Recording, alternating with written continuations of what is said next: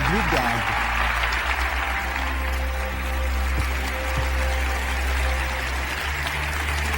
A você, obrigado. Muito obrigado. Podem se sentar, por favor.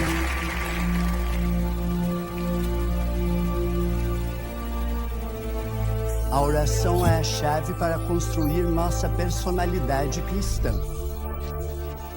A oração é a chave para construir um lar feliz e também é a chave para o grande avivamento. Amém. Todos os dias, assim como uma pessoa desesperada que está se afogando tenta expirar, eu tento buscar fôlego através da oração sincera e profunda para receber mais unção do Senhor. Porque, para enfrentar os desafios de cada dia do meu ministério, eu preciso de uma quantidade tremenda de unção, paz de Deus, sabedoria de Deus, entendimento de Deus e conhecimento de Deus, poder e discernimento de Deus. E para receber esse tipo de paz, alegria e poder de Deus, eu preciso orar. Sem oração, eu não consigo receber esse tipo de unção do Senhor. Então eu fico desesperado e todos os dias eu sou uma pessoa desesperada. Se eu não orar, não consigo realizar meu trabalho porque estou constantemente sob uma pressão e um estresse enormes. Meu coração fica agitado, eu perco a paz e, então, não terei a alegria, o poder e a força para realizar a obra do Senhor. As pessoas me perguntam, que tipo de pressão você enfrenta? Bem, todos os dias eu preciso cuidar de 75.750 membros da nossa igreja. Meu auditório principal tem capacidade para 12.000 pessoas. Aleluia! E ainda temos 20 igrejas satélites. E cada igreja tem de 5.000 a 10.000 membros. E eu prego para todos eles simultaneamente com a congregação do auditório principal, através de satélite em todas elas. E também nós formamos uma igreja autônoma com outros 15 igrejas satélites, que tem de 10.000 a 100.000 membros. E eu separei a igreja e a congregação para meus auxiliares e os enviei para assumir a liderança dessas igrejas. Uau! Então, na verdade, estamos realizando os cultos principalmente pela televisão, através de satélites. Então, nós nos conectamos ao satélite em órbita e, por meio dele, pregamos para as 20 igrejas satélites e 160 igrejas filiais espalhadas por toda a Coreia e depois para igrejas no Japão. E também temos 300 casas de oração. Todas as pessoas inválidos que não podiam ir à igreja, nós criamos 300 casas de oração próximas a essas pessoas. E de 50 a 300 pessoas estão nessas casas de oração participando de um culto simultâneo através dessa televisão via satélite. E além disso, temos a igreja pela internet. Temos uma estação de transmissão pela internet e a maioria dos casais jovens fica em casa assistindo ao culto pela internet porque temos estacionamento apenas para 5.000 carros. Então não conseguimos acomodar mais do que isso. Por isso, os jovens com filhos têm muita dificuldade para encontrar uma vaga para estacionar. Eles ficam em casa e participam do culto através do nosso sistema de internet.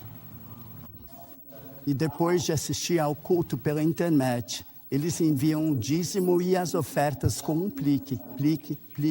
Então vemos todos os dízimos e ofertas chegando por meio de cliques.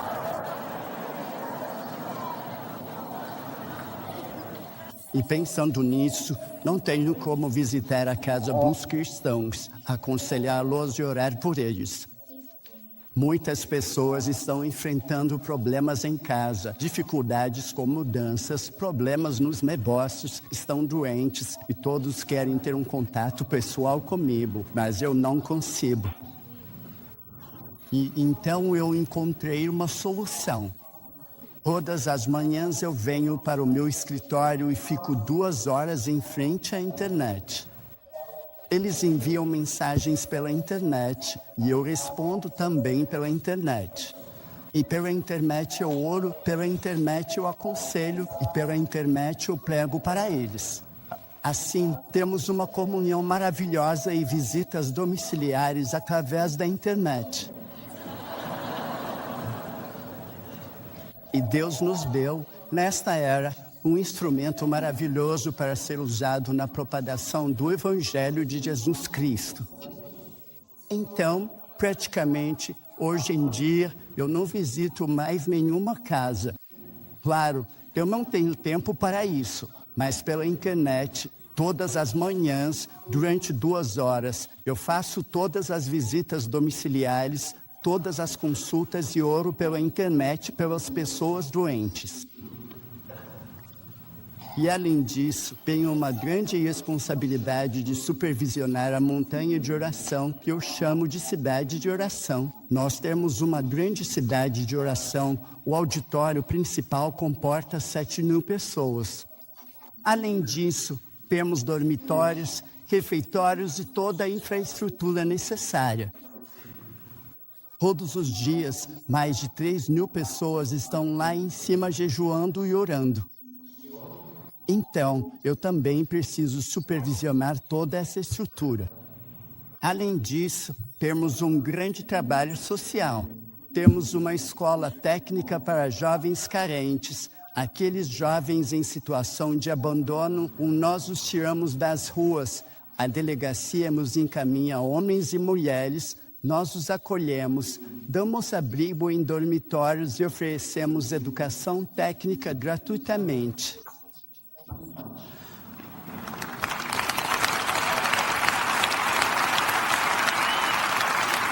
Então, ensinamos a eles conserto de automóveis, programação de computadores, desenho arquitetônico, cabeleireiro, culinária, tudo isso. Então, quando eles se formam na nossa escola técnica, tornam-se ótimos jovens, bons cristãos e saem para se tornar cidadãos exemplares. Amém. E isso também é um peso e uma pressão para mim, levantar fundos para alimentá-los, vesti-los e educá-los. Também administramos um lar para idosos e uma casa para pessoas com demência senil. Hoje em dia, há muitas pessoas com demência senil no mundo todo e as pessoas acabam deixando-as nas ruas. Então nós os reunimos, damos banho neles, cuidamos deles até que partam para o céu.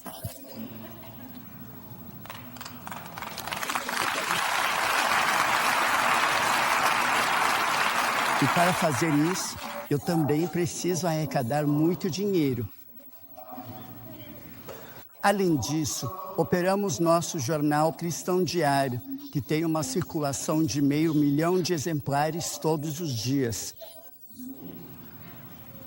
E não é fácil publicar um jornal diariamente porque o presidente liga para nós, deputados ligam para nós e empresários também, pedindo para acrescentar este artigo, pedindo para retirar aquele artigo. Muita pressão vem de todas as partes da sociedade, mas nós nos mantemos firmes nos princípios cristãos e não fazemos concessões. Então, há um testemunho cristão maravilhoso através de um jornal diário, e nós publicamos as maiores e melhores revistas cristãs, além de um jornal semanal da igreja. E, além disso, estamos administrando a Universidade Anshe. Minha esposa é responsável por ela, com 3.000 alunos, junto com a Bethesda Christian University. E eu te digo, o orçamento é enorme, então eu deveria tentar arrecadar juntos para aliviar minha esposa desse problema de dor de cabeça. E então nós temos igrejas no exterior. Temos 400 igrejas nos Estados Unidos. Na verdade, eu comecei 600 igrejas na América entre os americanos e 200 delas se rebelaram e me deixaram há alguns anos.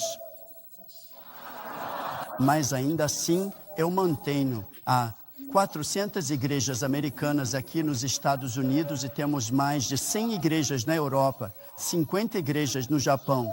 Depois temos igrejas na China, Hong Kong, Taiwan, Singapura, Malásia, Indonésia, Austrália, Nova Zelândia, e então países na África, em todo o mundo. E como eu enviei 600 missionários ao redor do mundo, eles estão constantemente mandando mensagens pedindo para eu enviar mais dinheiro para o trabalho. Então eu fico tremendo quando recebo as cartas das missões.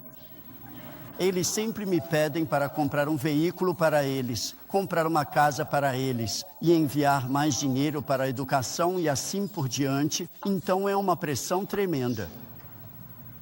Além disso, temos uma bela universidade em Shinkinten, no Cazaquistão.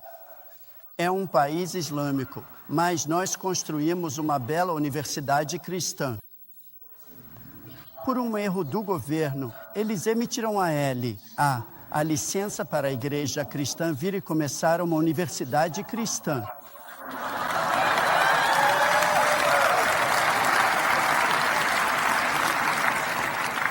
E muitos islâmicos da Arábia Saudita e do Oriente Médio estão vindo para lá para receber educação.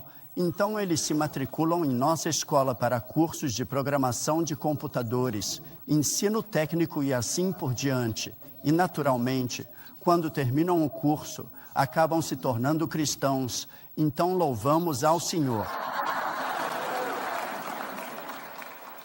E estamos publicando uma enorme quantidade de materiais. Temos uma editora para materiais para a escola dominical e líderes de células. Temos quase 50 mil líderes de células e eles são pessoas maravilhosas. Eles são apenas homens e mulheres leigos comuns, bem treinados, que abrem suas casas, reúnem 5 pessoas e realizam um culto toda semana. E essas 5 células se tornam uma célula distrital. Então eles constroem seu próprio lar, um lar espiritual, através das reuniões de célula. Eles se chamam pelo primeiro nome e têm uma comunhão realmente íntima, porque quando vão à igreja, são apenas mais um número em meio à multidão. Eles se sentem sozinhos, desamparados, mas quando vão para a célula, chamam uns aos outros pelo primeiro nome e são cuidados. Por isso, o ministério de células é realmente maravilhoso.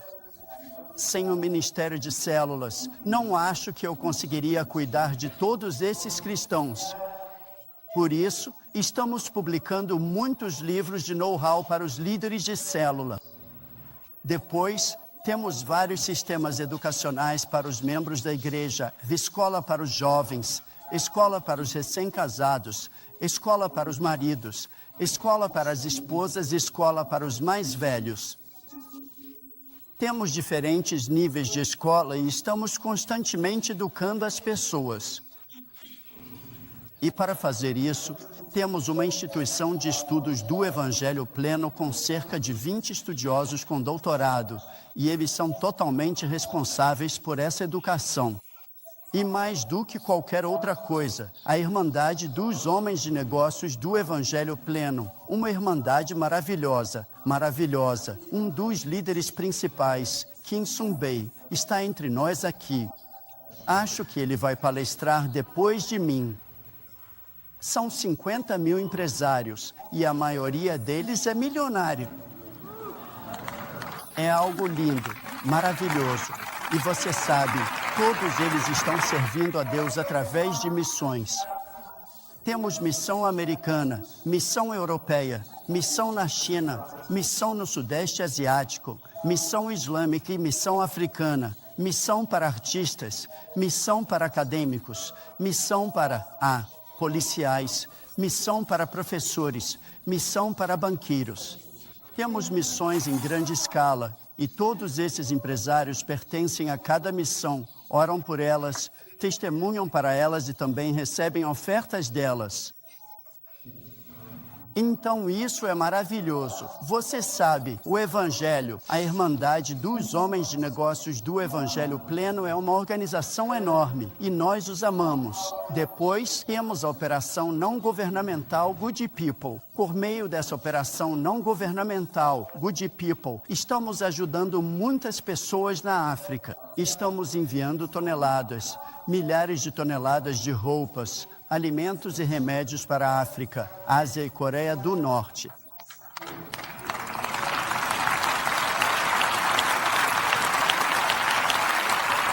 Até agora, na Coreia do Norte, 3 milhões de pessoas morreram de fome.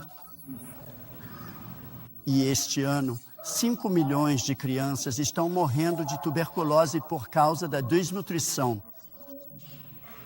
Pense em um líder que não cuida do seu povo. Esse, primeiro-ministro da Coreia do Norte, só pensa em militarizar o país. Ele está gastando todo o dinheiro para desenvolver mísseis e bombas atômicas. Ele é indiferente à morte do seu povo. Não há direitos humanos, nem liberdade de ir e vir. Especialmente é terrível para os idosos e as crianças pequenas.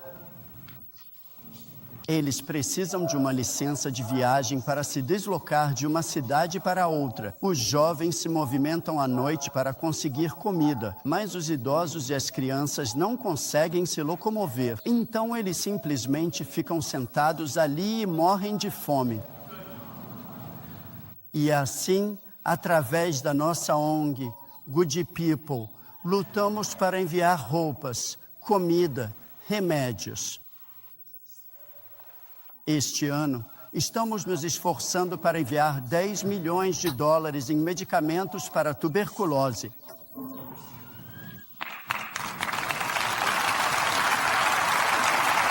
Outra organização maravilhosa que temos é a CGI, Chart Growth International. Por meio da Chart Growth International, todo ano convidamos milhares de ministros do mundo inteiro para virem à Coreia do Sul compartilhar os segredos e princípios do crescimento de igrejas. E com isso desenvolvemos um círculo incrível de amizade entre pastores bem-sucedidos. Então, como devo continuar todo esse trabalho? Preciso de uma unção especial e de uma mente de paz, força e sabedoria. E onde eu consigo todas essas coisas? De joelhos. Normalmente, eu orava por 5 horas todos os dias. Eu esperava no Senhor. Hoje em dia, fiquei um pouco mais preguiçoso e, meu joelho dói.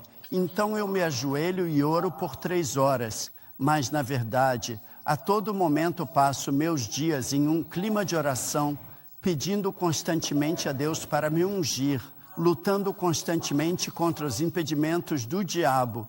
E é através da unção de Deus que consigo realizar esse trabalho. E Deus me mostrou como orar. Perguntam, como ora 5 horas? O que diz? Durante a conferência CGI, quando convido tantos pastores americanos e europeus, levo eles para a montanha de oração, coloco-os em uma sala de oração, fecho a porta e digo, vocês não podem sair desta porta antes de orar por 1 hora. Então vamos começar.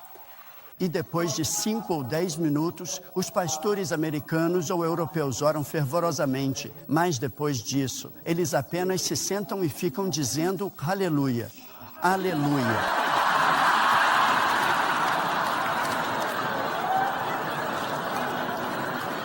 Porque eles não aprenderam a técnica da oração. Na oração, você precisa de técnica. Veja o soldado, quando ele entra no treinamento básico, aprende a técnica de como lutar. O soldado não pode se tornar soldado sem receber treinamento. Então, na oração, você precisa de treinamento e precisa aprender a técnica. Então, Deus me ajudou a desenvolver muitas técnicas. Eu digo que há curso de oração com corrida leve, curso de oração com corrida leve de 30 minutos, de 1 hora, de 2 a 3 horas. Depois o curso de oração com corrida leve estilo maratona. Você pode orar a noite toda, mas ainda assim você teria muitas coisas para falar. As pessoas, elas simplesmente ficam sem palavras ou se tornam monótonas, então não conseguem continuar orando. Mas a oração mais importante que Deus me ensinou é a oração do tabernáculo. Sabe, eu preciso orar de forma muito eficaz para que eu possa receber toda a unção de que preciso para o trabalho. Então, um dia, enquanto eu estava dando uma palestra em Taiwan, em uma fração de segundo, Deus me mostrou a revelação sobre a oração do tabernáculo.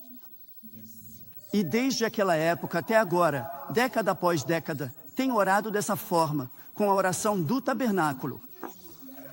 E sempre que eu termino a oração do tabernáculo, recebo unção suficiente para suportar o peso daquele dia.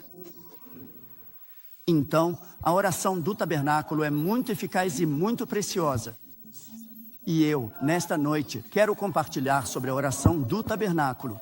Quando o povo de Israel estava atravessando o deserto sob a liderança de Moisés, Deus pediu a Moisés que construísse um tabernáculo, que ele viu no Monte Sinai. E quando ele construiu o tabernáculo no deserto, Deus então ordenou que todos os israelitas viessem e adorassem a Deus somente no tabernáculo. Então, no tabernáculo, Deus habitava e encontrava-se com o povo ali. E quando você olha para o tabernáculo, ele tem vários tipos de elementos através dos quais eles podiam adorar a Deus. Mas agora nós não vemos o tabernáculo, mas a Bíblia diz: vós sois o tabernáculo do Espírito Santo. Você é o templo do Espírito Santo. E o nosso espírito é análogo ao Santo dos Santos. Nossa mente é análoga ao lugar santo. E nosso corpo físico é análogo ao átrio. Então, nós somos o templo do Espírito Santo. Agora, não precisamos ir ao deserto para encontrar o tabernáculo. Não precisamos ir a Jerusalém para encontrar o templo de Salomão. Você é o tabernáculo. Amém. E o Deus que habitava no tabernáculo e no templo de Salomão agora habita em você plenamente. E ele está no santo dos santos do seu ser, o seu espírito. E o Espírito Santo age a partir do seu espírito, passando pela sua mente, o lugar santo, até o átrio, que é o seu corpo. E Deus manifesta a sua glória através do seu ser. Assim como o sumo sacerdote e os sacerdotes adoravam a Deus no tabernáculo, agora vocês são sacerdotes diante do Senhor. Cada um de nós somos o sacerdote. Isso mesmo. Então, não precisamos adorar a Deus através de um representante. Nós somos sacerdotes e podemos adorar diretamente através do templo que é o nosso corpo. Então, todos os dias, na reunião de oração de madrugada, eu, na minha imaginação, entro no átrio. E assim que eu entro no templo, no átrio, ali eu encontro um altar de bronze. No altar de bronze, os israelitas ofereciam a oferta pelo pecado, oferta pela culpa, oferta queimada, oferta de agradecimento ou oferta de reconciliação e assim por diante. Mas todas essas ofertas representam nosso Senhor Jesus Cristo e seu sacrifício na cruz do Calvário.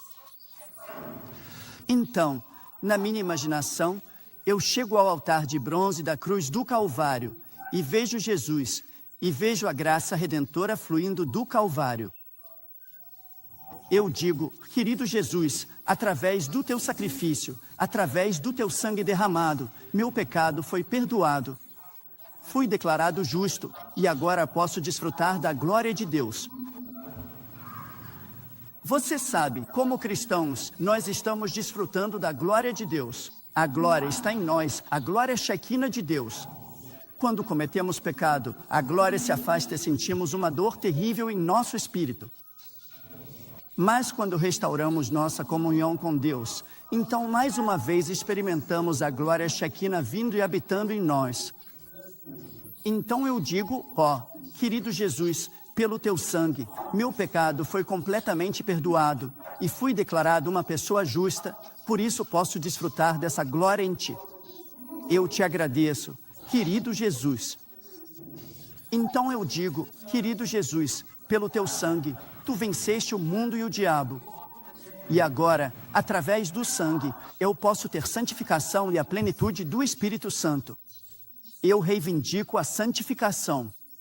Eu reivindico a plenitude do Espírito Santo pelo sangue. Querido Jesus, pelo sangue, dá-me a santificação. Dá-me a plenitude do Espírito Santo. Então eu olho novamente para Cristo pendurado na cruz e digo, querido Jesus, tu levaste as minhas enfermidades e carregaste as minhas doenças. A Bíblia diz, pelas suas feridas, fostes curados. Então eu estou curado. Desde 2000 anos atrás, legalmente falando, eu fui curado através do teu sacrifício. E a doença é ilegal porque ela é.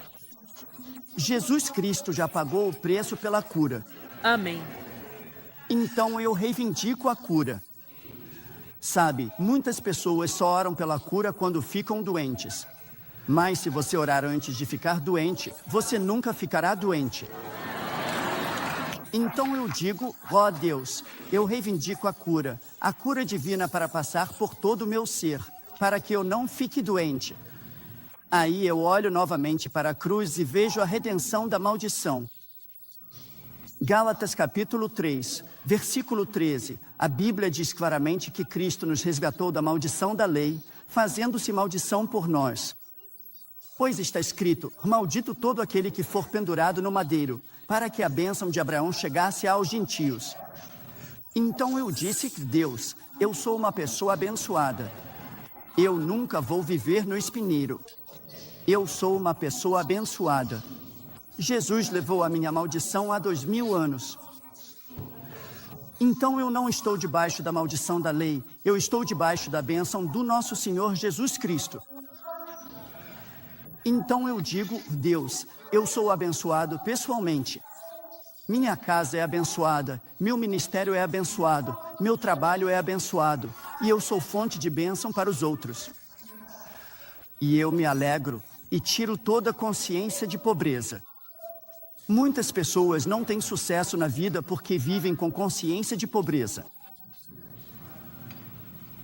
Inconscientemente, elas são controladas pela consciência de pobreza, mas eu me livro de tudo isso enquanto adoro Jesus. Diga, Jesus, eu sou completamente redimido da maldição e da pobreza. Porque a Bíblia diz em 2 Coríntios capítulo 8, versículo 9, que vocês conhecem a graça do nosso Senhor Jesus Cristo, que sendo rico se fez pobre por vocês, para que vocês fossem enriquecidos em Jesus Cristo. Você também foi redimido da pobreza. Olha, não me repreenda dizendo que estou pregando o evangelho da prosperidade.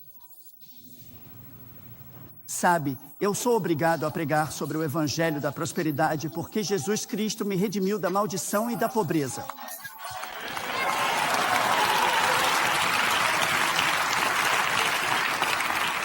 Quando sua mente está nublada, obscurecida pela consciência de maldição, de pobreza e de fracasso, então sua vida fica totalmente ocupada, completamente tomada pela maldição e pela pobreza. O pastor Frank me perguntou se eu poderia dizer como se tornar um milionário. Mas eu digo a você, eu estava fazendo o povo coreano pensar em termos de liberdade da maldição e da pobreza. Eu pregava para eles, limpava a mente deles e os fazia enxergar a cruz de Jesus Cristo e serem completamente redimidos em sua mente e em sua forma de pensar. E como prova, quando você vier à Coreia, eu vou mostrá-los para você. Eles são todos empresários bem-sucedidos, extremamente prósperos, doando dezenas de milhares ou milhões de dólares para a obra do Senhor porque Deus os abençoou.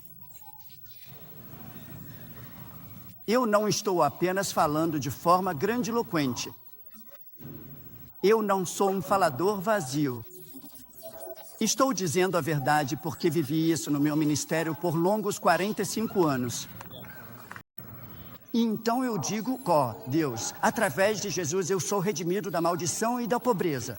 Eu sou uma pessoa abençoada. Eu sou enriquecido e abundantemente abençoado. E por isso eu quero compartilhar essa bênção com os outros. E eu adoro Jesus dessa maneira. Então eu olho para Jesus mais uma vez e digo, Jesus, através do teu sangue, fui redimido da morte e do inferno. Pela tua morte, eu morri junto contigo. Pela tua ressurreição, eu ressuscitei novamente. E pela tua ascensão, fui elevado à direita de Deus. Então, Deus, eu te amo porque, mesmo estando no meu corpo físico na Coreia, espiritualmente eu ressuscitei junto contigo e agora estou assentado à direita de Deus. Então eu digo, sempre que eu sair deste corpo físico, em um piscar de olhos, estarei à direita do Pai Celestial através de Jesus Cristo. Então, eu adoro Jesus, olhando para a sua cruz, nosso altar de bronze, e vejo a graça redentora fluindo até mim e me tornando justo, santo, curado, abençoado, ressuscitado. Então, ao repetir essa oração várias e várias vezes, eu renovo minha mente porque, enquanto eu vivia como um homem velho, como filho de Adão, minha mente estava tão entupida pela maldição. Eu tinha consciência do pecado, consciência da impureza, consciência da falta de santidade, consciência da doença, consciência do derrotismo e consciência da morte. Minha mente estava totalmente devastada pelo diabo e pelo pecado. Mas através de Jesus, uma nova pessoa, quem está em Cristo, Jesus é uma nova criatura. Todas as coisas, eis que tudo se fez novo. Então eu renovo minha mente adorando Jesus, ajoelhando diante dele, olhando para a cruz. Então, por meio dessa oração, eu fortaleço minha fé. Eu me torno muito forte, pois sou justo em Jesus Cristo. Eu sou justo, eu sou santo, santificado. Eu não tenho nada a ver com as coisas impuras do mundo. Pelas suas feridas, eu fui curado. Eu estou curado. Eu não estou sob o controle da doença. Eu sou uma pessoa abençoada. Deus está derramando sua bênção abundante sobre a minha vida. E eu já fui ressuscitado juntamente com Jesus Cristo pela fé. E a glória de Deus é minha. E através desse momento de adoração, eu fortaleço minha fé e também esclareço minha visão. Muitas pessoas não têm uma visão clara. Mas através da cruz de Jesus Cristo, eu vejo claramente a minha nova pessoa na minha visão. Eu me vejo no meu sonho de visão, a nova pessoa em Jesus Cristo. Esse sou eu. Esse sou eu. Então eu afirmo minha nova identidade. Muitas pessoas estão tendo crise de identidade. Muitos cristãos têm crise de identidade. Eu pergunto, quem é você em Jesus? Eu não sei. Meu pastor sabe. Se os cristãos saírem da crise de identidade, eles se tornarão ferramentas tremendas nas mãos de Deus. Amém. Nós não temos crise de identidade porque, pelo sangue, fomos transferidos do pecado para a justiça. Bom, amém. Fomos transferidos do mundo e do diabo para o Espírito Santo, para o trono de Deus. Fomos transportados da doença e enfermidade para a saúde e cura, transportados da pobreza e da maldição para as bênçãos, para a bênção de Abraão. É isso. Amém. E temos uma experiência tremenda de ter a cidadania na glória.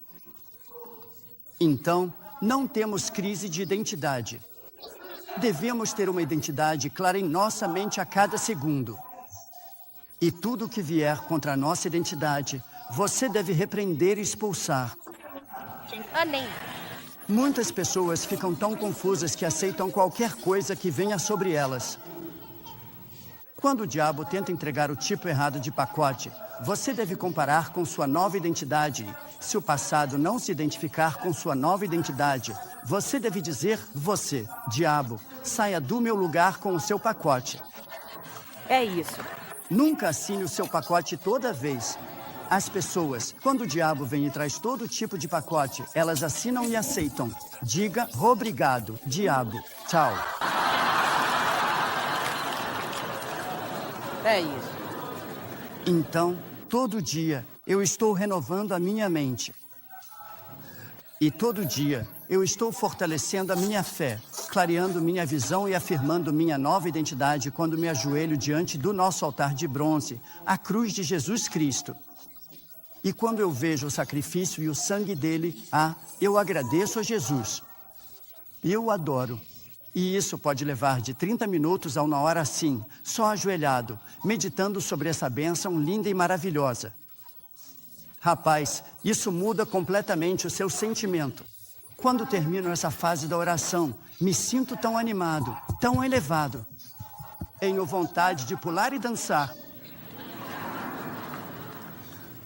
O povo japonês é muito sóbrio. Eles agem com muita cortesia, mas são muito sérios. Até mesmo na igreja japonesa, eles adoram em silêncio.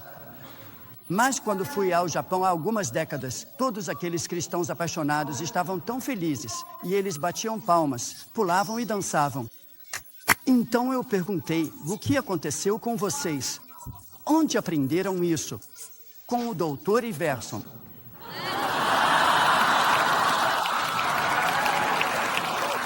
Eles se tornaram cristãos felizes, cantando, batendo palmas, dançando por todo lado. Então, imediatamente, eu também adotei o jeito deles de adorar a Deus e tentei dançar, gritar e me soltar louvando a Deus livremente. Não é maravilhoso?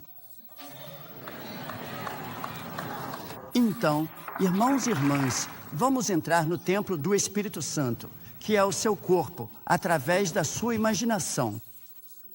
Venha para o pátio e adore diante do altar de bronze.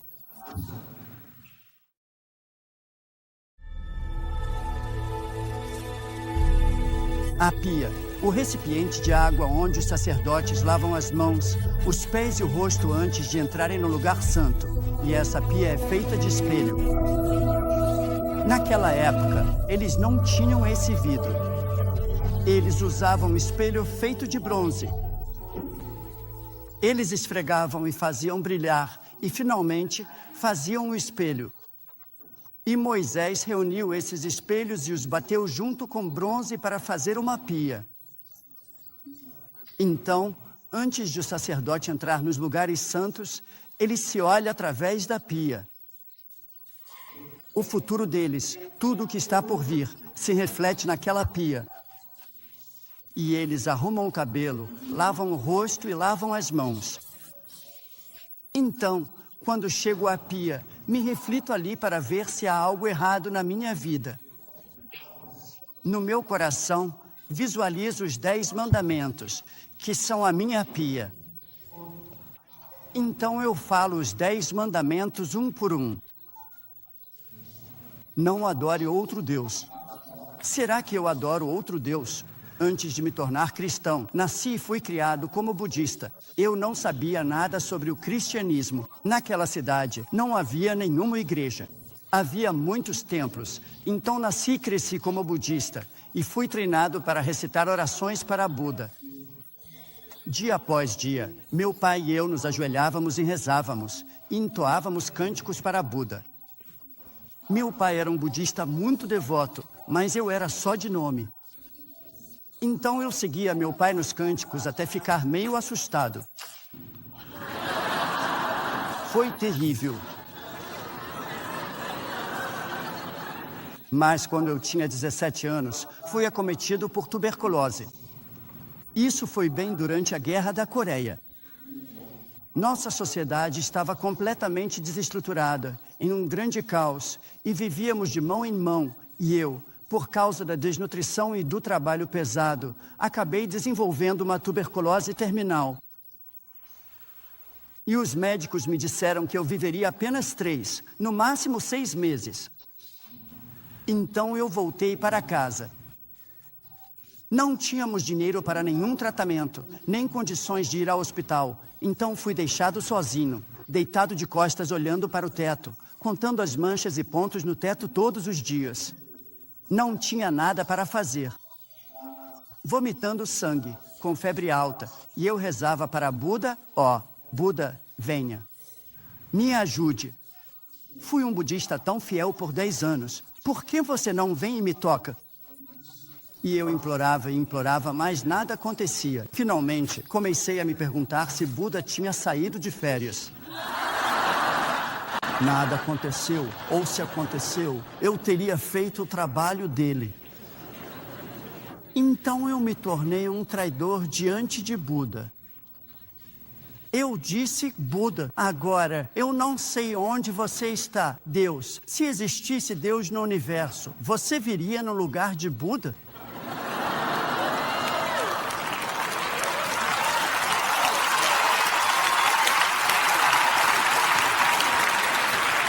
Em menos de uma semana, uma garota cristã do ensino médio visitou minha casa, no caminho da escola para casa, testemunhando sobre Jesus, e ela me falou sobre Jesus. Louvado seja o Senhor. Mas, a princípio, eu fui muito rebelde, mas ela continuou vindo dia após dia, chorando por mim.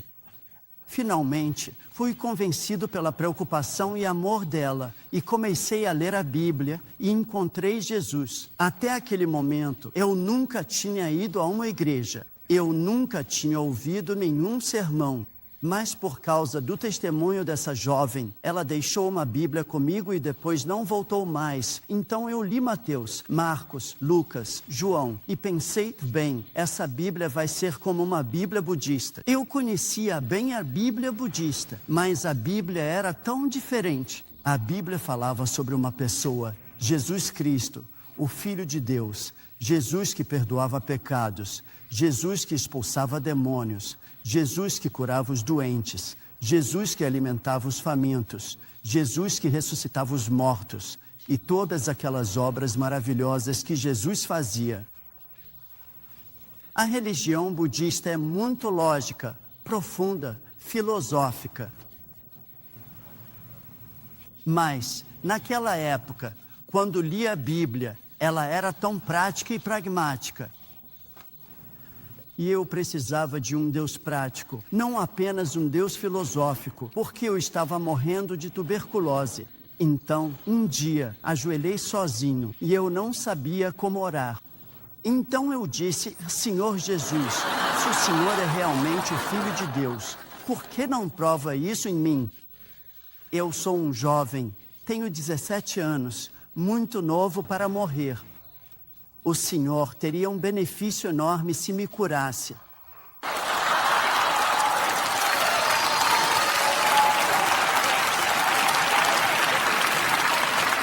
Então eu tentei fazer um acordo com Deus. Se o Senhor me tocar e me curar, então eu me tornarei seu servo.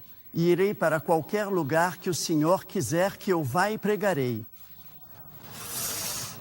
Mas de repente eu senti uma paz tão grande. Aquela paz e alegria indescritíveis me inundaram. Então eu me levantei e gritei, mas eu não conhecia uma aleluia. Eu não conhecia nenhuma música cristã. Então eu gritei, algo aconteceu. Oh, meu Deus, algo aconteceu. Algo aconteceu. Eu estava pulando para todo lado. Mas depois, quando vim para a América, estavam cantando meu poema. Algo aconteceu, e agora eu sei que ele me tocou e agora estou realmente salvo. Música maravilhosa, mas isso, eu escrevi esse poema naquela época. Eu estava pulando por aí e dizia, algo aconteceu na minha vida. Algo aconteceu. Então Deus interveio milagrosamente na minha vida e me libertou do outro Deus, o Buda, para o nosso Pai Celestial e Jesus Cristo. Aleluia. Amém. Depois fui para a faculdade bíblica. Me formei na faculdade bíblica em 1958 e desde então até agora, por 45 anos, tenho estado no ministério. E eu nunca me arrependi de ter me tornado cristão. Amém. Jesus Cristo tem sido a fonte de alegria, felicidade, paz, vitória e tudo mais. E a tuberculose nunca voltou na minha vida. Amém. Amém. Cristo me curou e Ele terminou completamente. Então, quando eu oro antes do trabalho, eu digo, querido Pai, eu costumava adorar outro Deus, mas não mais. Agora eu tenho só um Deus, nosso Pai Celestial e Jesus Cristo. Em segundo lugar, não se curve diante do ídolo, porque não estamos nos curvando diante de um ídolo feito de ferro, pedra, ouro ou pedras preciosas. Mas muitas vezes estamos nos curvando diante do ídolo do dinheiro, do poder e de filhos preferidos, marido, esposa e assim por diante. E é muito fácil cair nessa armadilha. Então eu sempre digo, Deus, estou amando minha esposa mais do que a Ti. Estou amando meus 3 filhos mais do que a Ti. Estou amando o nome e a fama mais do que a Ti. Por favor, revela tudo para mim, e eu quero destruir esse ídolo diante de Ti. Todas as manhãs, eu examino meu coração para ver se há algum amor idólatra em mim. E se eu encontrar qualquer coisa, eu confesso. Então, não use o nome de Deus em vão. Claro que não usamos o nome de Deus em vão, mas muito facilmente, de uma forma muito ingênua, quando fazemos uma piada, usamos o nome de Deus. Mas até isso é um hábito muito ruim. Sempre que faço isso, me ajoelho diante de Deus e confesso todos esses pecados. E também a Bíblia diz para guardar o sábado santo. Eu digo, agora não guardamos o sábado, guardamos o dia da ressurreição, o dia em que o Espírito Santo veio, o domingo. Então eu sempre pergunto, você guarda o domingo como um dia santo? Bem, no domingo temos 7 cultos, então não tem como eu não guardar o domingo como um dia santo. Não, mas eu realmente ensino meu povo a guardar o dia do Senhor como um dia santo. Na nossa igreja, eu ensino de forma muito enfática ao nosso povo que deve pagar o dízimo e guardar o domingo como santo antes de tentar receber bênçãos do Senhor. E o nosso povo dá o dízimo. E é impressionante como Deus abre as portas do céu e realmente abençoa mesmo aqueles que dão o dízimo. Então, quando você quer que Deus intervenha nos seus negócios e na sua vida, mais do que qualquer outra coisa, essas 2 coisas você deve cumprir, guardar o domingo como santo e dar o dízimo ao Senhor. Depois, a Bíblia diz para respeitar seus pais. Meu pai tem 91 anos e minha mãe tem 90 anos. Eles são bem idosos e eu sempre me pergunto no coração, você realmente respeita e ama seus pais? Sabe, eu sempre estive ocupado e viajando constantemente para a África, Europa, parte da Ásia, América do Sul.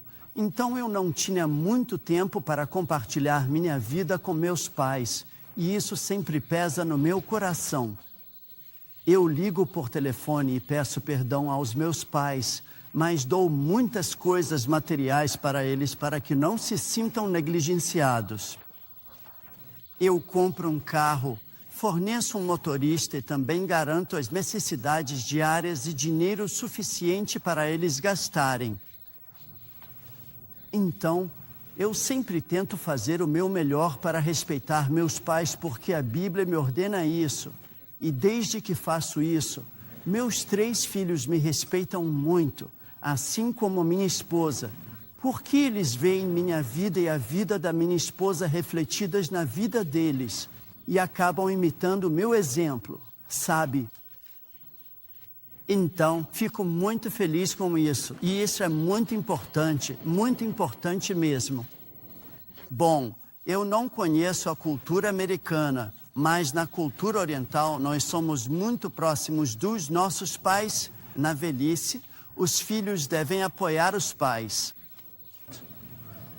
Essa é a nossa tradição no Oriente, e se você negligenciar seus pais, será excluído da nossa sociedade. Essas tradições estão desaparecendo aos poucos agora, por causa da televisão americana, porque todo mundo assiste ao modo de vida das famílias americanas. Mas ainda assim estou tentando ensinar ao nosso povo a fazer o máximo para respeitar seus pais, porque isso é um mandamento do Senhor.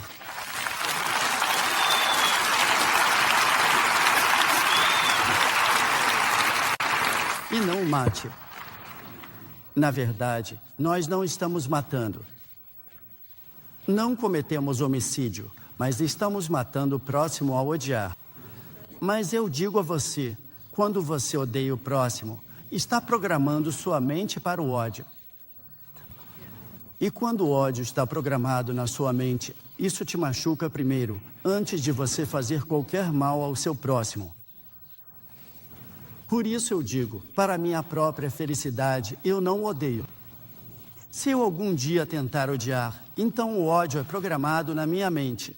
E isso se torna uma fonte de destruição para a minha vida pessoal. Por isso eu digo, eu não posso odiar. Eu perdoo. Eu sempre perdoo e não tento matar o próximo pelo ódio.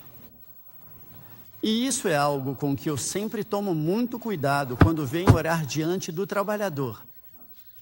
Então, não cometa adultério. Bem, nós não estamos cometendo adultério abertamente. Especialmente agora, na minha idade, o sexo oposto é tudo igual, tipo, homens e mulheres. Mas quando eu era jovem, não era assim. Eu tinha o sangue quente e as tentações me cercavam. E isso era muito perigoso. E é um milagre eu ter chegado até aqui em segurança.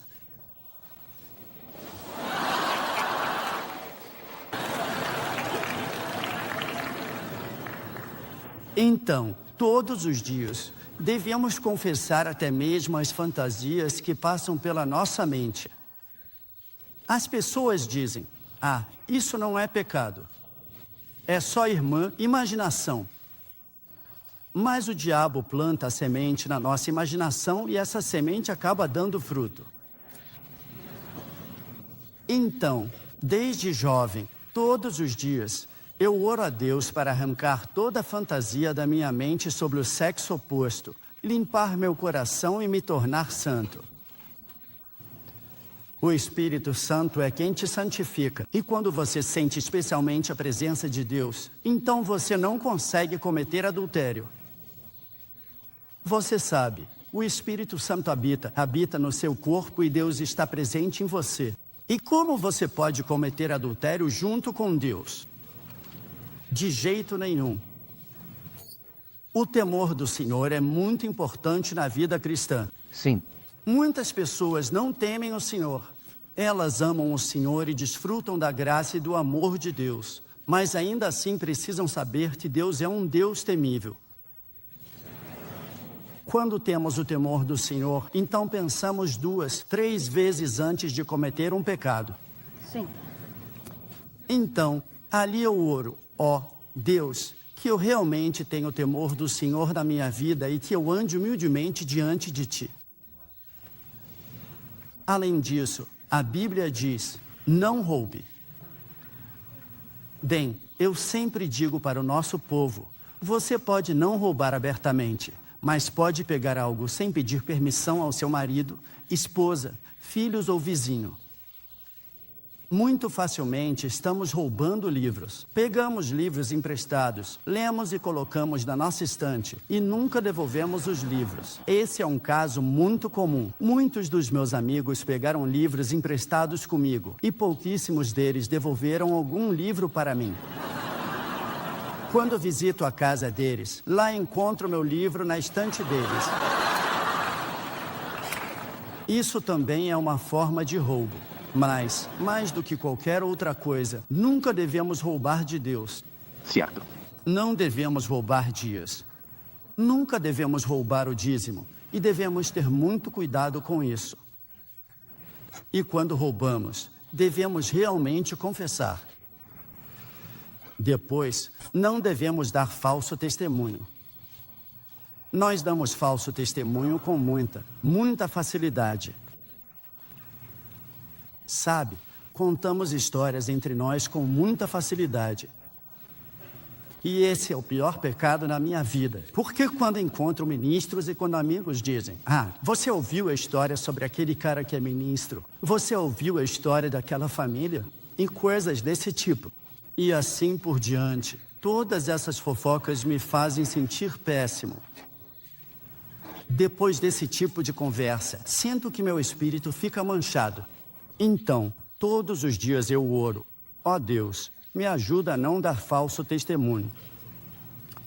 E então, não cobice o que é do seu próximo. Quando eu era jovem, eu cobiçava. Porque quando minha esposa e eu estávamos começando a igreja, vivíamos em uma igreja de lona bem simples e comíamos uma comida muito básica. Mas as pessoas ao nosso redor andavam em carros bonitos, tinham roupas boas e viviam uma vida muito abundante. E, silenciosamente, no meu coração, eu cobiçava. Mas agora, eu não posso mais cobiçar porque não consigo mais ficar pobre. Esse é o meu problema. Na minha mente, não consigo encontrar nenhum espaço onde os pobres habitam. Sempre vejo abundância na minha mente. Por exemplo, irmãos e irmãs, suponha que eu visite cada um dos meus cristãos. Todos eles querem que eu visite suas casas e fique pelo menos uma noite lá. Pense em visitar 760 mil deles. Eu gastaria boa parte da minha vida visitando e ficando na casa deles. Eles me tratariam da melhor forma possível, então eu não teria nenhuma chance de ficar pobre. Quando eu era jovem, passamos por muita pobreza, mas agora, pela bênção de Deus, não conseguimos mais ficar pobres. Eu sempre digo a Deus: Pai, há cerca de 50 anos, quando eu estava vindo de outra cidade, Busan, para a Coreia do Sul, viajando de trem de terceira classe, eu não tinha um centavo, não tinha onde morar, era completamente pobre. Mas depois de 50 anos, olha para mim agora.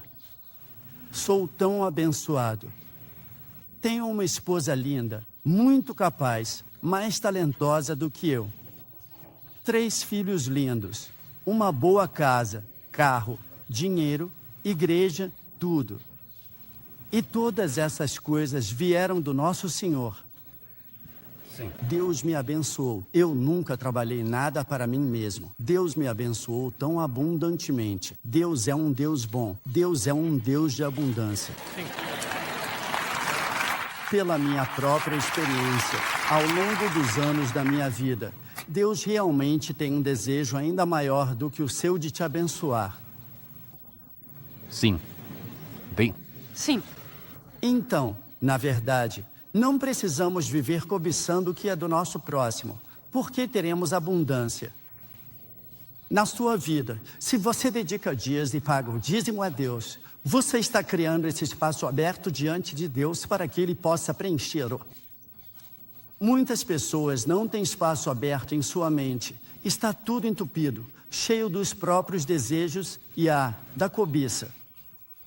Mas se você entrega seu tempo, Entrega seu dinheiro e cria um espaço aberto diante de Deus. Então Deus abre a porta do céu e derrama suas bênçãos sobre a sua vida. Uma vida incrivelmente abundante. Então, depois de terminar essa parte da oração, estou pronto para entrar no lugar santo. Eu abro o véu e entro no lugar santo. E quando entro no lugar santo, imediatamente vejo, à esquerda, o candelabro, o castiçal de 7 braços brilhando. E esse candelabro é símbolo do Espírito Santo. E o Espírito Santo é 7 espíritos. O espírito de sabedoria, de entendimento, de conselho, de fortaleza, de conhecimento, de temor do Senhor, de santidade. Então, quando chego a essa parte, eu olho para o Espírito Santo. E, querido Espírito Santo, através da tua unção, me dê a tua sabedoria. Me ajude a resolver todos os problemas através da tua sabedoria. Ó, querido Espírito Santo, me dê entendimento. Me permita entender as verdades profundas de Deus para que eu possa transmitir essa verdade ao nosso povo. Pai Celestial, me dê conselho para que eu possa resolver com muita sabedoria meus problemas, os problemas dos nossos cristãos. E, ó Deus, me dê poder, um poder tremendo, para que eu possa curar os enfermos, expulsar o diabo. E me dê conhecimento, conhecimento da Bíblia, e me dê o temor do Senhor. Ó Deus, o temor do Senhor. Permita-me ter o temor do Senhor para que eu possa andar com muita humildade diante de Ti. Para que eu não cometa pecado. Certo. Então, Deus, mantenha o temor do Senhor através do Espírito Santo e depois me conceda a santidade através da Tua presença. Então eu oro, e especialmente quando você se aproxima do Espírito Santo, você deve saber que Ele é uma pessoa. Ele não é alguma coisa inanimada, nuvem, chuva, neblina ou água ou algo assim. Isso é apenas simbólico. O Espírito Santo é incrível, a pessoa santa, Deus Pai, Deus Filho e o Espírito Santo de Deus. Certo. No Antigo Testamento, por 4.000 anos, Deus Pai esteve à frente e agiu. E por trás de Deus Pai, o Filho Jesus e o Espírito Santo atuaram em unidade. Mas no início do Novo Testamento, o Filho Jesus Cristo veio e completou a redenção das vidas humanas. Então, quando ele ascendeu, veio o tempo do Espírito Santo no dia de Pentecostes. Esta é a era do Espírito Santo. E ele está habitando em você, na igreja, e pairando sobre esta terra. E assim, por meio da pessoa do Espírito Santo, temos cultos vivos ao Senhor. Por isso, entender a pessoa do Espírito Santo é muito importante. Em 1964, quando eu tinha 3.000 membros, de repente o crescimento da minha igreja estagnou. Eu forcei, puxei, fiz de tudo, mas a igreja continuava parada no número de 3.000. Então eu chorava para o Senhor, Deus, será que estou destinado a ter apenas 3.000 pessoas? Mas não era assim. Então, depois de uma reunião de oração bem cedo, era um inverno muito frio, todas as pessoas foram embora e eu fiquei sozinho em um canto da igreja, orando e abrindo meu coração, implorando a Deus que enviasse mais almas. Então eu adormeci, um sono profundo, e senti que estava na presença da glória de Deus. Então ouvi um som impressionante vindo do Senhor. Sim. Ele disse, você quer ver sua igreja crescer? Eu disse, sim, Pai. Então responda a minha pergunta.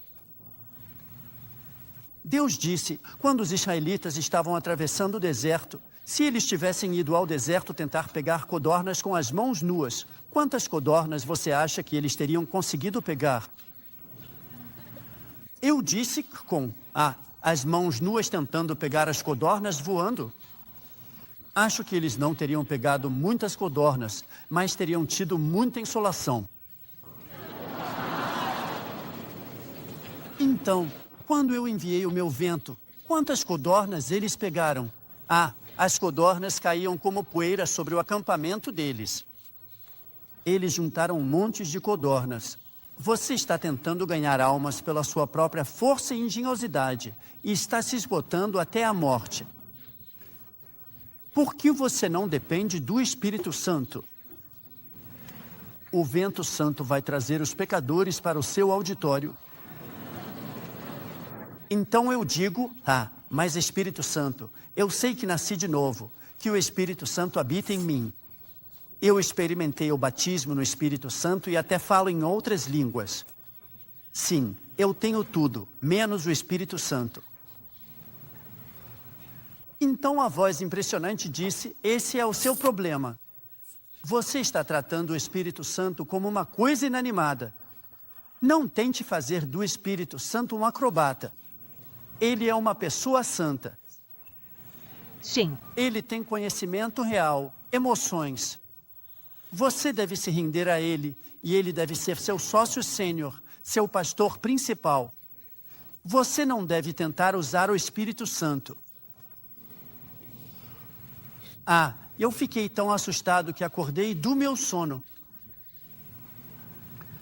Certo, do jeito que corri para o meu escritório e abri o léxico grego, fui olhar a palavra koinonia, em 1 Coríntios 13:13, que diz que a comunhão do Espírito Santo esteja com todos vocês. Então, koinonia era comunhão, parceria, unidade.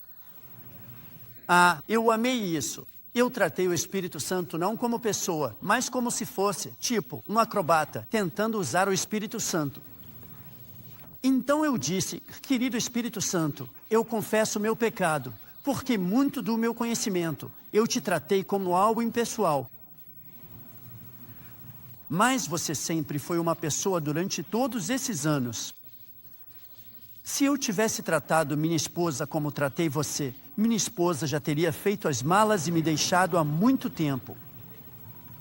Uma pessoa deve ser reconhecida, amada, bem-vinda e acariciada. E o Espírito Santo é uma pessoa. Ele tem estado com você na sua vida desde que você foi salvo.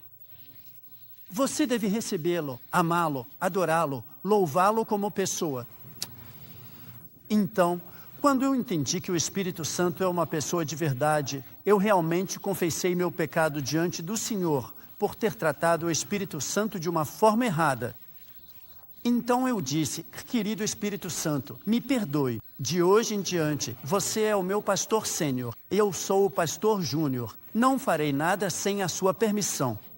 E a partir desse momento, eu disse, querido Espírito Santo, eu te recebo. Eu te reconheço. Eu te adoro. Eu te adoro. Eu dependo de você. Vamos juntos, Espírito Santo. Então, todo domingo antes de eu subir para pregar, eu digo, vamos juntos, querido Espírito Santo. E depois de terminar, eu digo, querido Espírito Santo, obrigado pela sua unção. E até hoje, antes de subir aqui, dentro do meu coração eu digo, vamos juntos, querido Espírito Santo.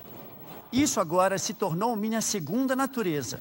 O Espírito Santo é meu pastor sênior e meu parceiro principal. Para ter comunhão com qualquer uma dessas coisas, você não pode ter comunhão. Você não pode ter comunhão com cachorro e pássaros porque não tem personalidade. Mas, você sabe, para ter comunhão, você deve reconhecer, adorar e amar. Minha esposa é uma pessoa, então eu a reconheço como pessoa. Por isso eu a adoro, amo e falo coisas boas sobre ela. Em outras palavras, eu comeria um café da manhã frio. Então, quando o Espírito Santo é reconhecido como uma pessoa, aí você adora o Espírito Santo. Você deveria dizer isso. Toda manhã, quando eu acordo, eu digo, bom dia, querido Espírito Santo. Eu te amo. Eu te reconheço. Eu te adoro. Vamos juntos. Unge-me, querido Espírito Santo, e vamos ter parceria juntos com você. Ministério e todas as obras da igreja. Você é o sócio sênior, eu sou o júnior. Vamos trabalhar juntos. Eu espero no Espírito Santo até que ele realmente ilumine meu coração e me mostre a sua vontade. Então eu faço o meu melhor para manter a unidade do Espírito Santo, sempre vivendo junto com o Espírito Santo. Então, quando chego ao candelabro de 7 braços, eu digo: querido Espírito Santo, eu te reconheço, eu te recebo, eu te adoro, eu te amo. E você é meu pastor sênior, meu sócio sênior. Vamos hoje, por favor, vá na minha frente, eu te sigo. E desde então, de repente algo aconteceu. Quando eu ia pregar, senti uma outra dimensão da presença e do poder de Deus, e a barreira dos 3.000 membros foi quebrada. E de repente minha igreja começou a crescer para 7.000, depois para 12.000. Então eu renunciei à igreja e nos mudamos para a ilha de Jejudo. Lá nós construímos a igreja, sentamos com 12.000 pessoas e agora temos 750.000 membros. Tudo isso é obra do Espírito Santo.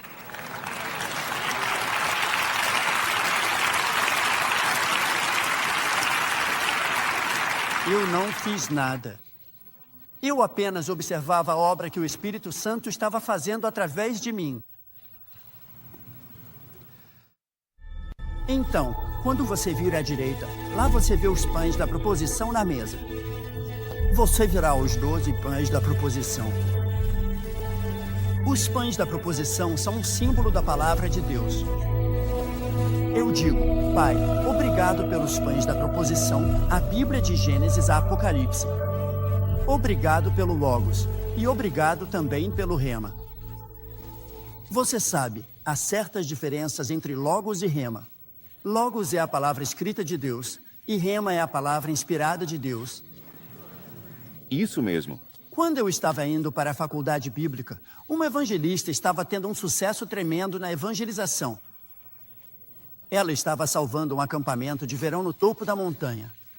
Milhares de jovens iam para lá. E, você sabe, muitas e muitas pessoas estavam caindo diante dela.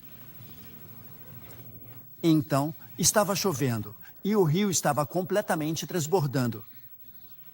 3 garotas queriam descer de volta para o centro da cidade, mas precisavam atravessar o rio, e o rio estava transbordando por causa da chuva torrencial. Então, as 3 estavam muito fortalecidas por aquela reunião evangelística. Então abriram a Bíblia e leram o caso de Jesus, o Pedro andando sobre as águas. E elas disseram: Pedro andou sobre as águas. Por que nós não podemos andar sobre as águas? Não devemos ser covardes. Devemos atravessar a água, cruzar esse rio e ir para o centro da cidade. Então, essas 3 garotas se encorajaram mutuamente e entraram na água. Elas foram arrastadas pelas ondas e seus corpos foram encontrados no mar aberto 3 dias depois. E toda a grande mídia, os jornais contrários escreveram sobre esse caso e disseram: onde está o Deus delas? Elas acreditavam sinceramente. Elas oraram e acreditaram sinceramente em Deus. Mas por que Deus não pôde protegê-las? Por que Deus as abandonou? E, meu coração também ficou muito abalado porque, naquela época, eu ainda não tinha tanto entendimento sobre a Bíblia. E muitas pessoas perderam a fé, e as pessoas fizeram da igreja motivo de piada. Sim. Mas depois, eu descobri a diferença entre Logos e Rema. Essas meninas cometeram um erro em relação ao Logos. Logos é a palavra escrita de Deus, potencialmente usada, mas não usada de forma prática. Rema é a palavra inspirada de Deus. Deus pega a palavra de Deus, a palavra escrita, e a torna viva, inspirando-a no seu coração como uma palavra presente de Deus para você. Uma palavra específica para uma pessoa específica em uma situação específica. Pedro nunca andou sobre as águas lendo sobre a experiência dos israelitas atravessando o Mar Vermelho. Já que os israelitas atravessaram o Mar Vermelho, eu vou andar sobre a água. Não, ele pediu rema. Jesus, se você é Jesus, manda eu andar. Manda eu ir até você. Ele pediu um rema específico. E Jesus disse: venha. Somente Pedro andou sobre as águas, não os outros discípulos. Então Pedro recebeu o rema, a palavra específica para uma pessoa específica. E assim, ele não saiu do barco pela palavra escrita, mas saiu pela palavra que ouviu de Jesus Cristo. Amém. Então essas meninas só atravessaram a água pelo conhecimento, não pela fé.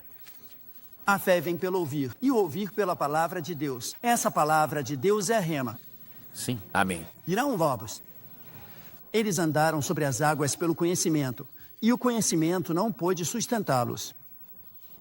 Mas se tivessem ouvido o rema, então Deus os teria sustentado, porque a fé vem pelo rema. Se tivessem recebido o rema, teriam acreditado. Um dos meus discípulos veio até mim chorando. Ele disse: Pastor, você foi para a ilha de Jeju sem um centavo e orou a Deus. E Deus providenciou milhões de dólares para construir essa igreja magnífica. Então eu te imitei. Se Deus pôde te ajudar, o seu Deus é o meu Deus, o seu Jesus é o meu Jesus. Se você conseguiu fazer isso crendo em Deus, por que eu não conseguiria? Então eu peguei muito dinheiro emprestado no banco e construí uma igreja grande. E agora estou falido. Ele disse: Deus é injusto. Ele está do seu lado, mas não está do meu. Mas eu disse: coitado, você cometeu um engano. Eu nunca fui para a ilha de Jeju em 1969 por causa do meu conhecimento sobre a Bíblia. Mas Deus falou especificamente ao meu coração, uma manhã, no meu escritório, dizendo: seu trabalho termina este ano. Levante-se, vá para outro lugar e construa uma igreja com assentos para 12.000 pessoas e envie mais de 500 missionários ao redor do mundo. Eu ouvi isso do Senhor. Isso não era uma palavra escrita, mas sim uma palavra ouvida. Então eu tive fé. Por isso, consegui cumprir, mesmo com muitas dificuldades. Mas você foi apenas com uma fé falsa. Você foi apenas pelo conhecimento, não pela fé. É verdade. Amém. Muitas pessoas têm um mal entendido sobre esse logos e rema. É muito, muito importante esperar no Senhor. Quando você espera no Senhor, o Espírito Santo quer inspirar o logos e transformá-lo em rema. Como eu opero um jornal, recebo muitas histórias interessantes do mundo todo. E, há alguns anos atrás, recebi um relato interessante da África. Alguns dos nossos irmãos africanos, na segunda-feira, se reuniram. Eles fizeram um estudo bíblico, eles estudaram sobre Pedro andando sobre as águas. Então todos ficaram animados e louvando a Deus e um grupo de cerca de 12 pastores. Eles alugaram um barco e entraram no lago e 1, 2, 3. Pularam no lago tentando andar sobre as águas e todos se afogaram. Essa notícia chegou ao nosso jornal e muitos dos repórteres olharam para mim e disseram: como assim? Como assim? Pastores maravilhosos. Eles creram e oraram, pularam na água, mas se afogaram. Por que Deus não os apoiou? Mesma situação, conhecimento e palavra de Deus inspirada, logos e rema. Quando você ouve do Senhor, você conhece cerca de 7.000 promessas, incluídas na Bíblia. Todas essas promessas são potencialmente suas, potencialmente. Mas quando você ora, entrega a sua vida, o Espírito Santo de Deus pega essas promessas potenciais e inspira no seu coração como promessas reais para você. Amém. Na Coreia, um irmão tinha um filho diabético e, esse filho precisava de doses altas de insulina todos os dias, diariamente, para sobreviver. Mas ele foi à minha reunião evangelística e recebeu uma bênção tremenda, conhecimento sobre a cura divina. Ele era um cristão novo e ele recebeu todo o conhecimento sobre a cura divina. Quando eu prego conhecimento, quero dizer que ele deve ir e orar e deixar o Espírito Santo transformar o conhecimento em fé. Sim. Levar do logos ao rema leva tempo, mas imediatamente lhe foi e disse: A partir de agora, não vou mais te dar a injeção de insulina, eu creio. A Bíblia diz isso.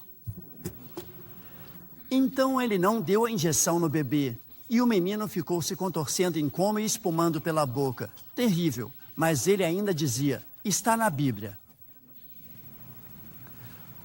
Finalmente, os vizinhos perceberam e levaram a criança para o hospital e ele salvou a vida por um triz.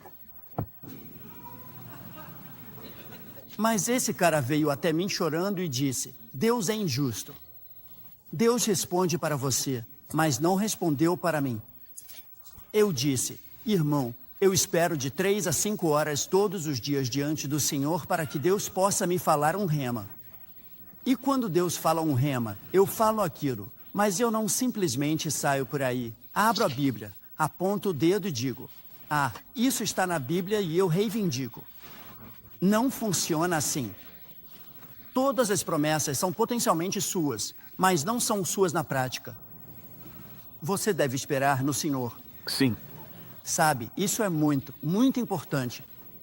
Muitas pessoas já tiveram, verdadeiros fiascos em sua vida de oração porque lançaram a rede pelo Logos, não pelo Rema. Então, quando eu venho para o programa, Brad, eu digo, querido Senhor, obrigado pelo Logos. Porque sem o Logos, você nem sequer tem o Rema. Certo. Sabe, o Logos é como o arroz cru e o Rema é como o arroz cozido. Existe uma diferença entre arroz cru e arroz cozido. É o Espírito Santo que cozinha o arroz. Então eu digo, Deus, obrigado pelo Logos, mas eu preciso que o Espírito Santo cozinhe o Logos e faça o arroz para eu comer.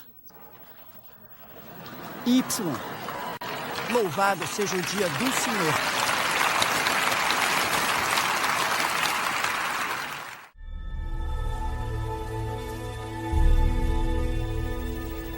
Depois de adorar a Deus em frente ao, candelabro, então eu vou para o meio. Lá está o altar de incenso. Ali, os sacerdotes queimavam incenso para Deus 24 horas por dia. Veja a fumaça do incenso enchendo os lugares sagrados. O incenso é o louvor dos santos. Então ali, eu louvo meu Pai. Eu digo, Pai, Tu és onipotente. Tu podes fazer qualquer coisa e eu vou acreditar em Ti. Eu nunca vou escolher o medo e a dúvida. Eu escolho, de livre vontade, a fé. Muitas coisas acontecem, mas eu posso ver Deus. Mas Tu estás presente comigo e eu escolho acreditar em Ti. Eu nunca vou escolher o medo e a dúvida. Tu és onipotente. Tu és onipresente. Tu estás sempre comigo. Quando eu estava começando minha igreja no interior, a esposa de um fazendeiro veio até mim e disse, Pastor, por favor, me dê o endereço de Jesus Cristo. Eu quero escrever uma carta para ele. Ela era ex-budista e, no budismo, quando ia ao templo, ela via o ídolo no altar. Ela podia se dirigir ao ídolo. Mas ela diz, eu venho à igreja e não vejo Jesus aqui. Me mostre o endereço dele. Eu disse, eu não sei o endereço dele. Ela disse, você é o servo do Senhor e mesmo assim não sabe o endereço do seu Senhor? Eu disse, me desculpe. Eu não sei, mas me dê uma semana. Vou encontrar o endereço dele e te aviso. E eu estava preocupado. Eu disse, Senhor, onde o Senhor está? A Bíblia diz, Deus está no céu. Onde fica o céu? Fechar o mundo. A terra é redonda e aqueles caras que moram em cima, o céu está lá. Embaixo, o céu está lá. De lado, o céu está lá. O céu está lá. Onde fica o céu? Pai, onde está o céu? Onde está Jesus? Me diga o endereço. E eu estava orando e um dia eu encontrei o endereço de Jesus Cristo. Quando eu estava lendo o Evangelho de João, 14h20. Naquele dia, vocês saberão que eu estou no Pai, vocês em mim e eu em vocês. Eu disse que é isso. O meu endereço é o endereço de Jesus Cristo. Aleluia. Então, no domingo seguinte, quando ela veio com o caderno, eu disse, anote o endereço de Jesus. Primeiro, escreva o seu endereço. Então ela escreveu o endereço dela, e esse é o endereço de Jesus Cristo. Ela ficou brava e disse: você está brincando. Então eu disse: não estou brincando. Então eu abri a Bíblia e deixei ela ler. Naquele dia, vocês saberão que eu estou em meu Pai, vocês em mim e eu em vocês. Então, Jesus está em você. Portanto, onde você está, ali está Jesus. O seu endereço é o endereço de Jesus Cristo. Ele está lá. Quando você está na cozinha, Ele está lá com você. Quando você está no campo, Jesus está lá. Quando você vai ao mercado, Jesus está lá. Você só não percebe, mas Cristo está presente ali. Ele é onipresente. E então ela disse: agora eu entendo. Jesus está comigo. Sim, Ele é onipresente. Ele está com você. O endereço dele é o seu endereço. Não vá para todo o canto de baixo do céu para encontrar Jesus. Ele está tanto aqui quanto está na Coreia do Sul. Amém. Amém. Então eu digo: Jesus, você está presente comigo, seja durante o dia, na escuridão, nos bons momentos e nos maus momentos. Você está sempre comigo hoje. Você é a fonte da minha vida. Então eu digo: querido Jesus, você é onisciente. Você sabe de tudo. Você sabe de tudo. Então você conhece meu passado, presente e futuro. Por isso entrego tudo em suas mãos e não vou me preocupar. Eu vou te seguir. Jesus, você é onisciente. Então eu disse: Criador do universo, você não só criou o universo, mas é o grande Deus, o Deus eterno, o governante da história do mundo. Sabe, na Coreia do Norte, eles são piores do que os comunistas. Eles têm uma ideia estranha, a teoria Juche. Juche, eles dizem que o ser humano é o centro do universo e que o ser humano cria a história e controla o destino da vida humana. Isso é anticristo. Então eu digo: Deus. Esse cara diz que o ser humano é o centro do universo, mas eu digo que Deus é o centro do universo. E esse cara está dizendo que o ser humano cria a história, governa a história, mas não. Deus é quem cria a história, porque a história é a história dele, não a história do ser humano. A história é a história dele. É a sua história. Você faz a história. Você cria a história. Você governa a história. Você governa o destino humano. Por isso eu te adoro. Você é maior do que os comunistas. Você é maior do que o governante da Coreia do Norte. Deus, cuida desse cara.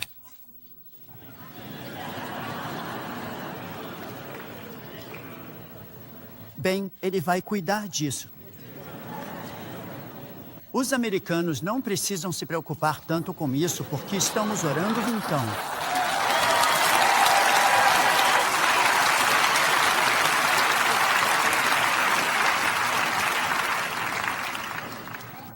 No altar do incenso, eu envio o louvor e o incenso da oração para Deus.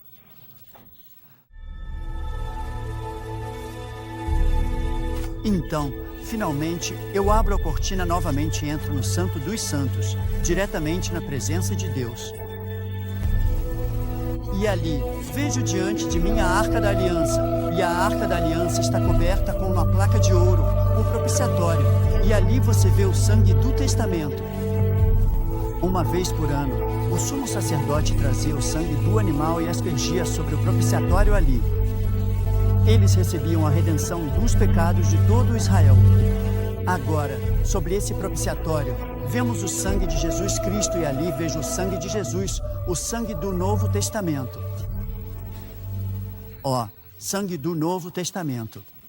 E ali eu adoro o Senhor e digo: Deus, através deste sangue, os pecados do mundo foram redimidos eternamente. A justiça eterna se manifestou. Você sabe, quando vemos o sangue de Jesus, esse sangue é a garantia de que Jesus Cristo levou completamente os pecados do mundo. Quando Jesus disse, está consumado, no idioma grego isto é uma guerra comercial. Todas as dívidas foram pagas. Esse é o verdadeiro significado do. Então Jesus Cristo pagou todos os nossos pecados passados, presentes e futuros. Tudo limpo, folha limpa. E através desse sangue, temos a imputação da justiça de Jesus. Quão justo você é? Você é tão justo quanto Deus é justo. Sim. Não é assustador esse sentimento? O ser humano nunca conseguiria alcançar esse tipo de justiça. Amém. Mas nós, através de Jesus Cristo, nos tornamos a justiça de Deus. Você é a justiça de Deus. É por isso que você pode entrar na presença de Deus sem sentir nenhuma condenação. Amém. Esse é o poder do sangue de Jesus Cristo. Amém. O sangue é a única resposta. Amém. Nem qualquer religião, nem qualquer filosofia ou ritualismo. O sangue é a resposta. O sangue correu como um rio pelo Antigo Testamento, todo aquele sangue de animais. Aquele sangue apontava para a realidade, o sangue do Filho de Deus, o sangue eterno. Então, quando eu vejo o sangue, eu vejo o pecado completamente pago e a justiça manifestada, e louvo a Deus por essa bênção maravilhosa. Aí, de novo, eu vejo o sangue e vejo o desarmamento do diabo. Sim. Jesus Cristo desarmou completamente o diabo. O diabo é um inimigo derrotado. Claro, ele anda por aí como um leão, mas é, tudo. Como posso dizer? É blefe. As pessoas são enganadas pelo diabo porque não conhecem a verdade. Quando o diabo realmente blefa e as pessoas sentem medo, elas se tornam escravas. O medo é o instrumento do diabo. Mas quando conhecemos a verdade, o diabo é completamente despojado de principados e potestades. Desarmado, despojado, e através da palavra de Deus, pelo sangue de Jesus Cristo, nós vencemos. Nós somos mais que vencedores. Então, quando eu vejo o sangue, eu digo, Deus, estou livre do medo do diabo. E eu, por meio de Jesus Cristo, venço o diabo em cada área da minha vida e do meu ministério. Então, quando vejo o sangue, eu digo, esse sangue é o cancelamento da lei. A lei exige que você trabalhe através do seu esforço. Segundo a lei, você nunca conseguirá alcançar a justiça. Você sempre se sente condenado diante da lei. Mas o sangue anula o poder da lei. A lei foi anulada desde o Calvário. Agora, a lei não é um policial. A lei é um espelho. Agora, através dos 10 mandamentos, vemos no espelho se temos alguma sujeira no rosto, e a lei apenas nos ajuda a limpar o rosto. Mas a lei não está ali para nos intimidar, nos condenar ou nos colocar na prisão. A lei foi anulada, e o papel da lei agora é nos mostrar o caminho para agradar a Deus. Então eu sempre olho para os 10 mandamentos. Esse é o meu espelho. Assim como as mulheres carregam o espelho na bolsa e estão sempre olhando no espelho e usando cosméticos. Eu também sempre pego o meu espelho, a lei, olho nele e ajusto o meu cosmético.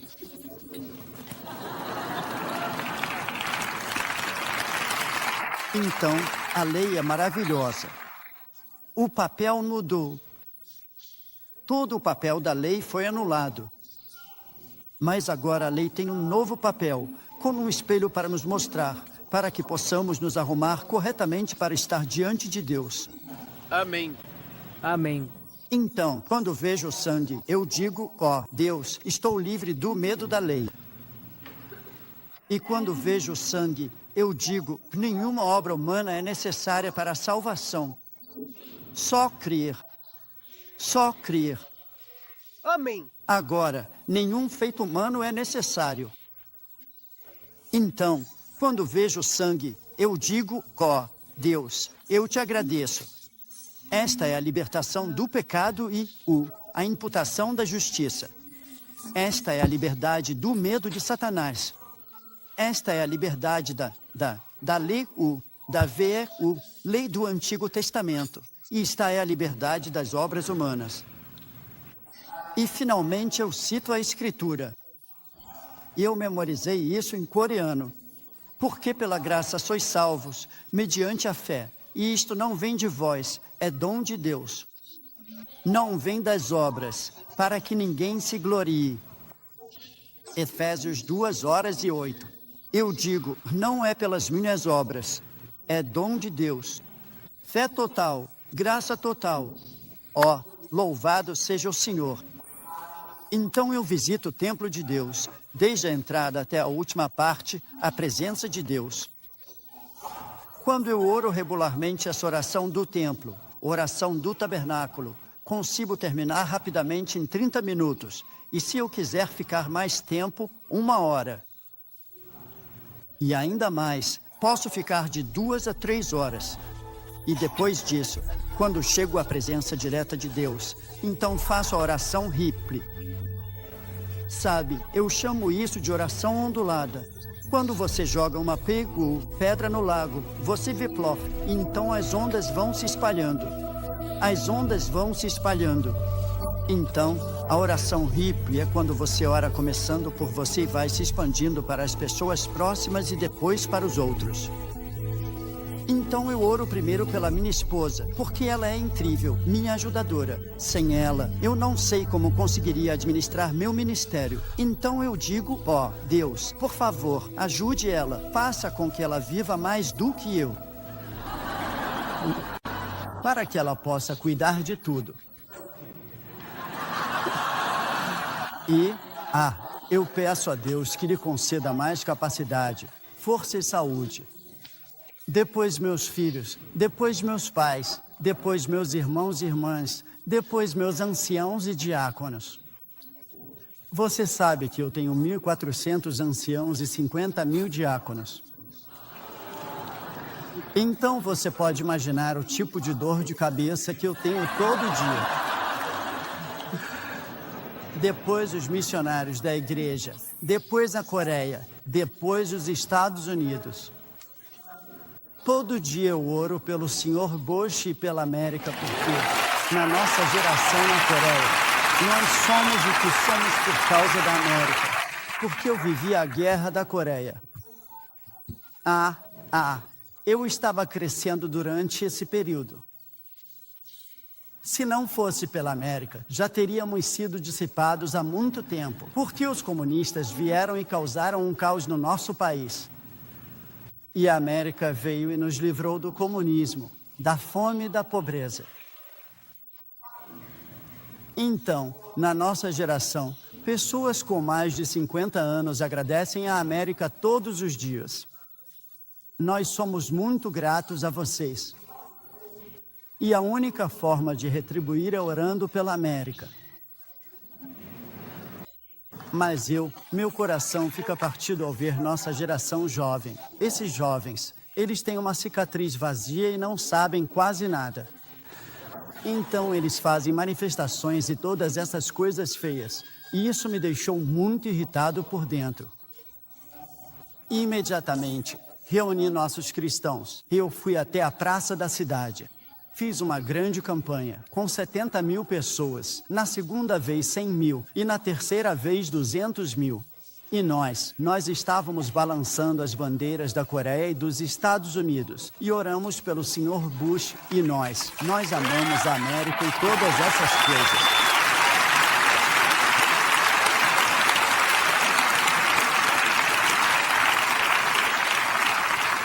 Então eu acho que devemos orar pelos nossos líderes e pelo nosso governo. E eu sinto um espírito tão forte em relação a vocês, povo americano. Eu assumo como uma responsabilidade na minha vida orar pelos líderes da América e pelo povo americano pelo resto da minha vida. Então, a igreja americana e meu maravilhoso amigo, como o irmão Wendell, que é um grande amigo meu, membro do conselho, e o irmão Pringre, da Austrália, que é um grande homem de Deus. Esse jovem, eu acho que ele fará um trabalho muito maior do que o que fazemos, e Deus vai usá-los de forma poderosa. Então, irmãos e irmãs, eu estou sempre orando todos os dias através da oração do tabernáculo. Quando passo pelo tabernáculo, sinto uma sensação de plenitude no meu coração. Sinto satisfação. Vejo o rosto sorridente de Deus. Minha fé se fortalece muito. E eu sigo em frente, equipado para enfrentar os desafios daquele dia. E espero que você também pratique essa oração do tabernáculo na sua vida.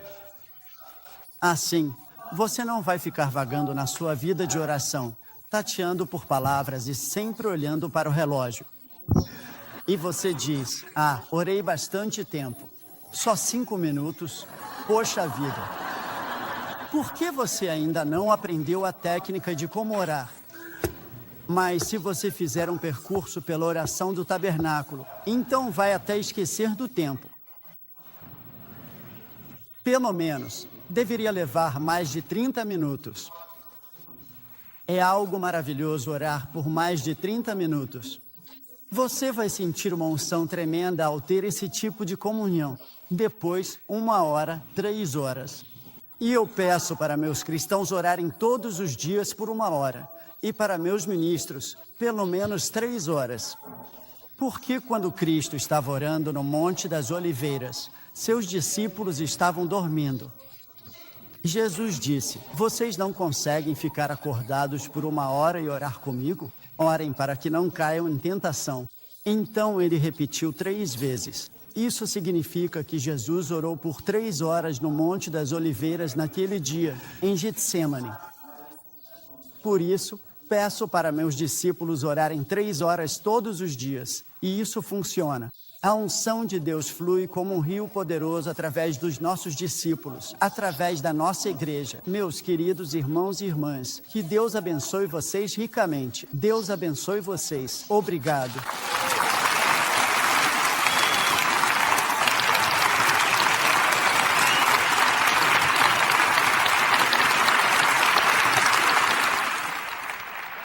Se esse conteúdo te abençoou, não se esqueça de se inscrever aqui no canal e ativar o sininho das notificações. Deixe também o seu like aqui nesse vídeo e não se esqueça de compartilhar com mais pessoas. E também você pode, na descrição desse vídeo, contribuir com essa obra. Que Deus te abençoe e nos vemos nos próximos vídeos.